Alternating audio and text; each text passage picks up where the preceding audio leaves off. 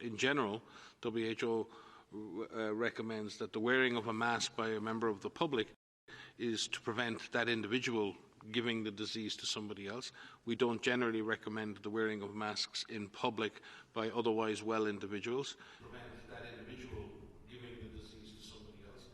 There is no specific evidence to suggest that the wearing of masks by the mass population has any particular benefit. In fact, there's some evidence to suggest the opposite in the misuse or wearing a mask properly or fitting it properly or taking it off and all the other risks that are otherwise associated with that.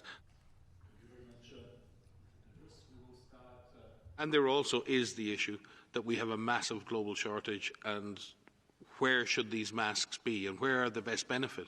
Because one can argue that there's a benefit of anything, but where does a given tool have its most benefit? And right now, the people most at risk from this virus are frontline health workers who are exposed to the virus every second of every day.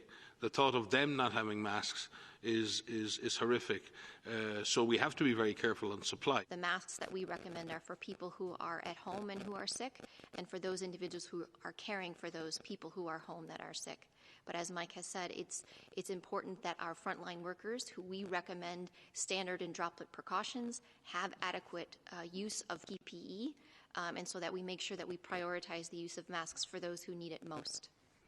Even though we are in the midst of a crisis, essential health services must continue.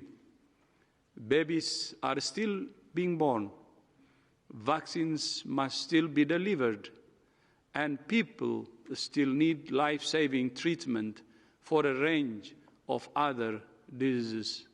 And curbing the social and economic impacts of the pandemic.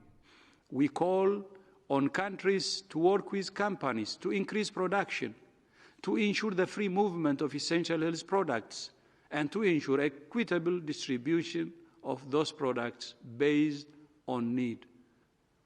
Specific attention should be given to low and middle-income countries in Africa, Asia, and Latin America.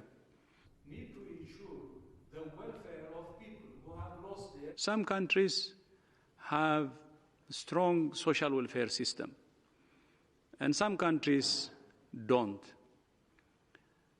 And I'm from Africa, as you know, and I know many people actually have to work every single day to win their daily bread.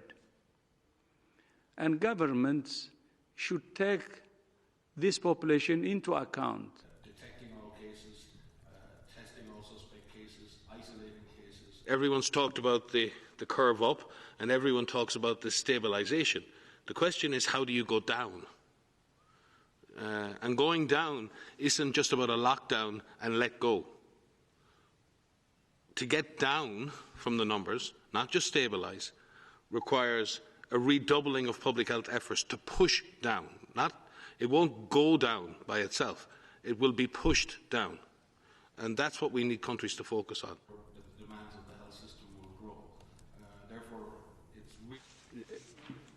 so that we're clear, there is no proven effective therapeutic or drug against COVID-19. However, there are a number of drugs that have shown promise, either in previous treatment of coronaviruses like MERS or SARS, in the fight against HIV, or in other situations. And there is some preliminary data from non-randomized studies, observational studies, that indicate that some drugs and some drug cocktails may have an impact. Some of those drugs may impact the length of disease, some may impact the severity of disease, and the dosages of those drugs, when they're given to what patient, at what stage of the disease, has not been standardised, and we've never had a comparison group where we've had a randomised approach to treatment with the drug or not treatment with the drug.